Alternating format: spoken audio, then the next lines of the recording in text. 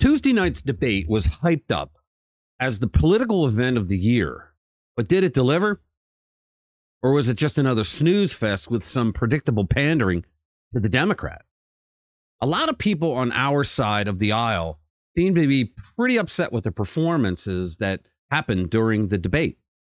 I contend that I understand why they may be feeling that way, but I think they missed the biggest part of what happened during that debate because they weren't focused on it.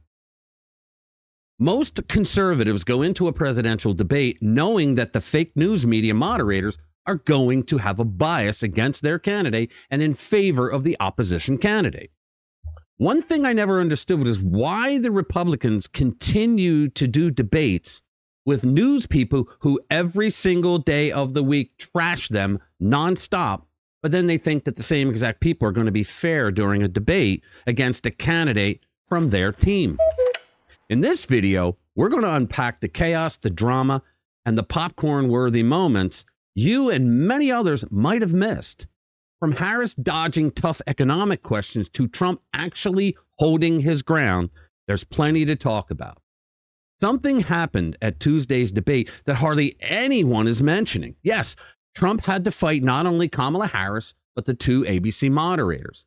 That's not what I'm talking about. What I'm talking about is how what the world saw was the establishment attacking everyday, normal, Joe the front porch and Mary the toothbrush average Americans.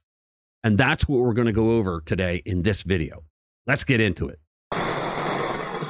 Hey guys, it's me, Rich, from RPW Media, your antidote for the daily onslaught of radical woke Marxist propaganda. All right, please subscribe, hit the notification bell, and hit that like button because it helps us with the algorithm. All right, so Tuesday night's debate, am I right? The one that was supposed to be this epic political showdown, but turned into more of a let's talk about stuff that no one cares about session, right? The big question, did Vice President Harris finally address the economic concerns that have been piling up on her desk? Spoiler alert, nah, not really. But let's not jump ahead just yet. Harris had the opportunity to lay out a game-changing plan, something that would make voters like you and me feel at ease.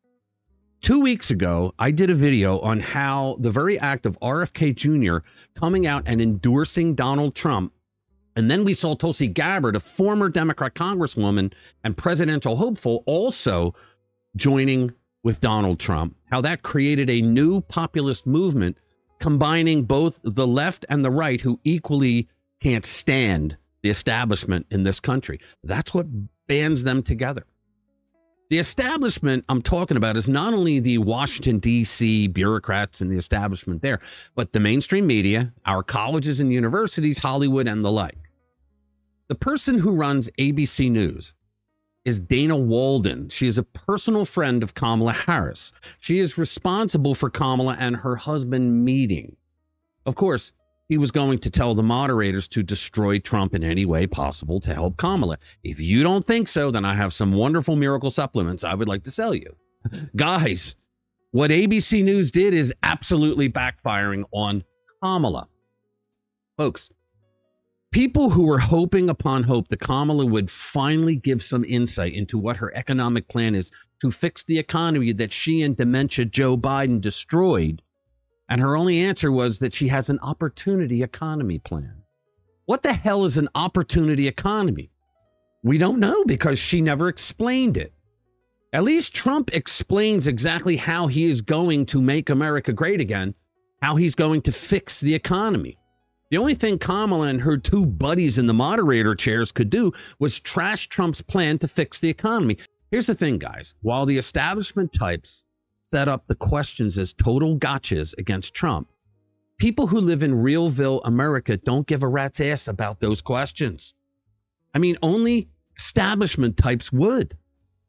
When you think about it, the questions were about January 6th, how Trump is a racist with the Charlottesville crap. Trump was responsible for the Biden-Harris regime's disastrous withdrawal from Afghanistan. Yes, Kamala said that. Every single question was a softball setup for Kamala Harris to attack Trump, and yet the three of them still failed because Trump stood his ground and kept hammering the fundamental basics of this election, fixing the economy, bringing down inflation, and the border crisis that brought between 18 and 20 million illegals in. ABC and the rest of the establishment failed to take down Trump, and I'm going to prove it to you in just a bit. The backlash was real. People were lighting up social media like it was Christmas. Get this. Meghan McCain, yes, that Meghan McCain, she tweeted, quote, "I've been telling you guys for years how much ABC hates Republicans." And remember, she worked for ABC. She was on The View. She wasn't exactly subtle about it, was she? And honestly, the way the debate was steered, you'd think they were hosting a Harris fan club meeting. And it wasn't just the questions that were the problem. No. It was what they didn't ask that had everyone pulling their hair out. I mean, we're talking about inflation, job security, the border control here.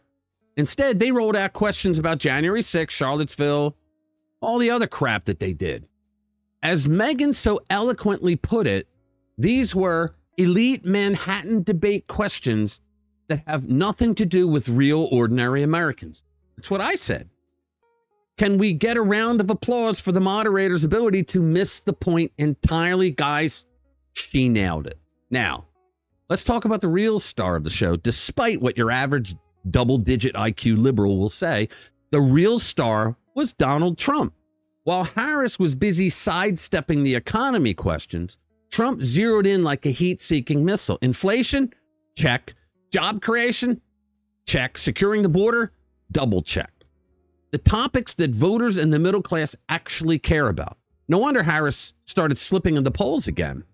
To my and many other conservatives' delight, Harris repeated the Charlottesville lie that everyone watching knew was a debunked lie. And why wouldn't she use that lie? Her boss, Joe Biden, launched his 2020 campaign based on the Charlottesville lie.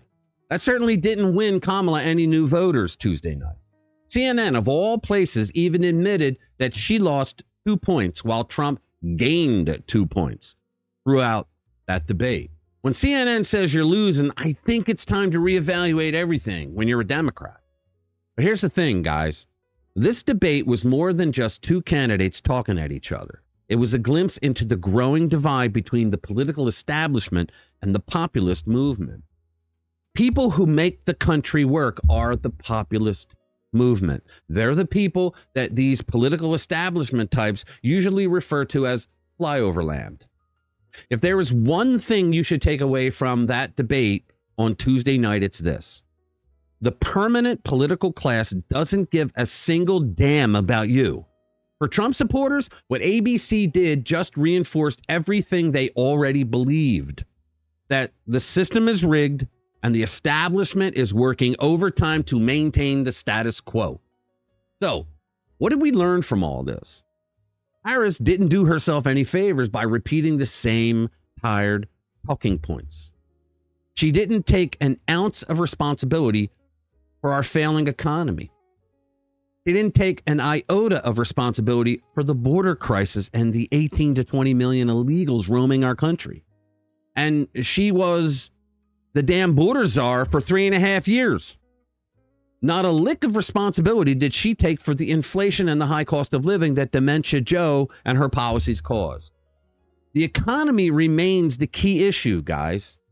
James Carville was right. It's the economy, stupid. And Trump's base isn't going anywhere. The media might spin this debate in favor of Harris, but the voters, they're not buying it. And that's what a lot of people missed while they're hyping up how great Kamala was.